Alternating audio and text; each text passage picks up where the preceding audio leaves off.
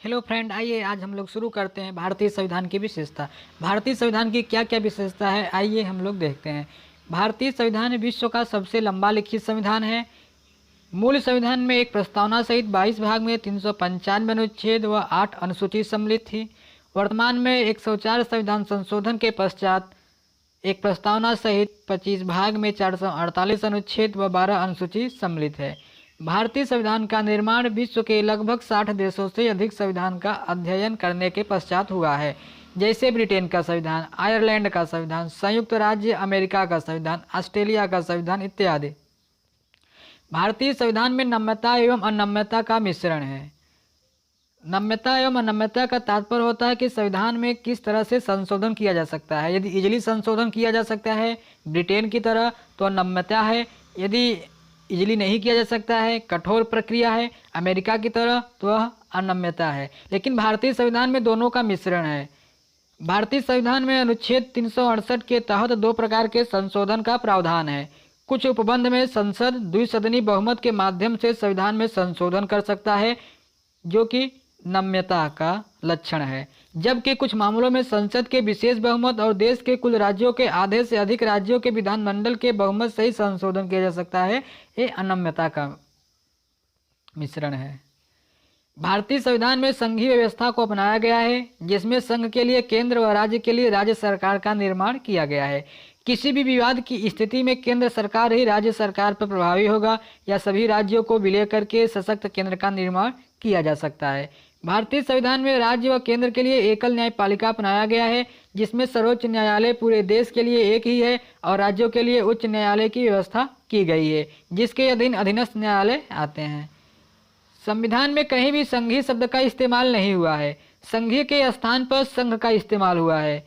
भारतीय संविधान में देश चलाने के लिए सरकार का संसदीय रूप अपनाया गया है, जिसमें विधायिका एवं कार्यपालिका के बीच समन्वय स्थापित होता है, जबकि अमेरिका के संविधान में विधायिका एवं कार्यपालिका के बीच विभाजन होता है। ऐसा क्यों, इसे जब हम संसद पढ़ाएंगे तो वहाँ पर बताएंगे।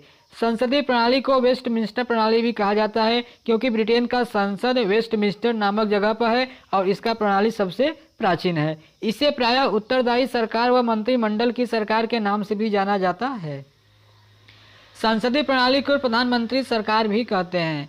भारतीय संविधान में राज्यों के लिए भी संसदीय प्रणाली बनाया गया है, जिसमें संसद को विधानमंडल के नाम से जाना जाता है और संसद के तर्ज पर राज्यपाल, विधानसभा व विधान परिषद होता है। हालांकि संसद विधान परिषद को राज्य के विधानसभा के आग्रह पर गठित या विघटित कर सकता है। वर्तमान में 6 राज्य आंध्र प्रदेश, तेलंगाना, उत्तर प्रदेश, बिहार, महाराष्ट्र और कर्नाटक में ही विधान परिषद है।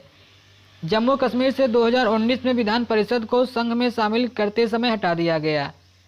राज्य के ऊपर निर्भर है कि वह अपने राज्य में विधान परिषद रखना चाहता है या फिर केवल विधानसभा के साथ और राज्यपाल के साथ विधानमंडल का निर्माण करता है। जबकि केंद्र के लिए संसद में राष्ट्रपति, लोकसभा व राज्यसभा होते हैं। भारतीय संविधान में कार्यपालिका प्रमुख को अप्रत्यक्ष चुनाव के माध्यम से चुना जाता है, जबकि ब्रिटिश संविधान में कार्यपालिका प्रमुख को उत्तराधिकारी द्वारा चुना जाता है। भारतीय संविधान में संसदीय संप्रभुता को ब्रिटिश सरकार से लिया गया है, जबकि न्यायिक सर्वोच्चता को अमेरिकी के संविधान से लिया गया है। भारत में सर्वोच्च न्यायालय की न्यायिक समीक्षा की शक्ति अमेरिकी सर्वोच्च न्यायालय से कम है, क्योंकि अमेरिकी संविधान में विधि की नियत प्रक्रिया है, जबकि भारतीय संविधान में विधि द्वारा स्थापित प्रक्रिया है। सर्वोच्च न्यायालय न्यायिक समीक्षा के माध्यम से संसदीय कानून को असंवैधानिक घोषित कर सकता है, जबकि संसद संविधान में संशोधन कर सकता है। भारतीय संविधान में आम नागरिक को 6 मौलिक अधिकार प्रदान किया गया है। मूल रूप से यह 7 था, लेकिन संपत्ति के अधिकार को हटा दिया गया।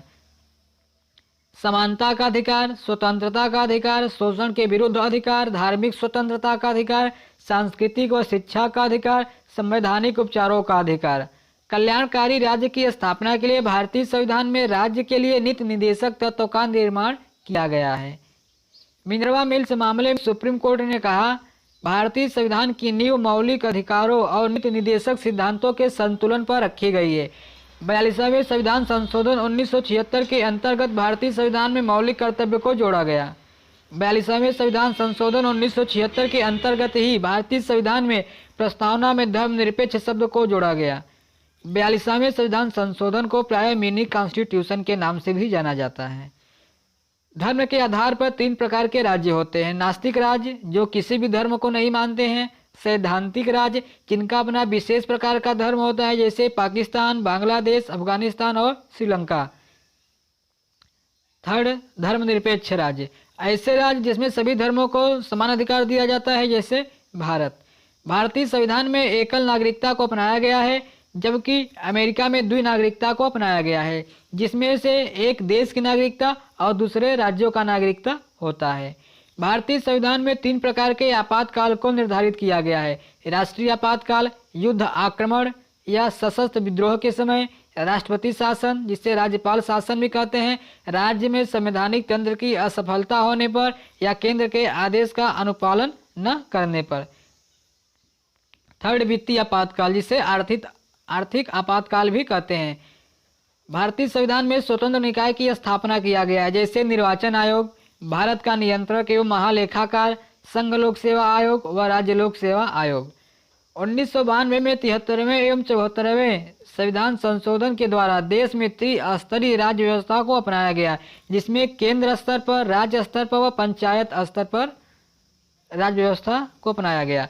मूल संविधान में सिर्फ द्विस्तरीय राज्य व्यवस्था थी, एक केंद्र स्तरीय, दूसरा राज्य स्तरीय, पंचायत स्तरीय नहीं थी, जिसमें ग्राम पंचायत आते थे। दोस्तों, यदि वीडियो अच्छी लगी हो और इस प्रकार के वीडियो और देखने के लिए आप हमारे चैनल को लाइक व सब्सक्राइब जरूर करिए।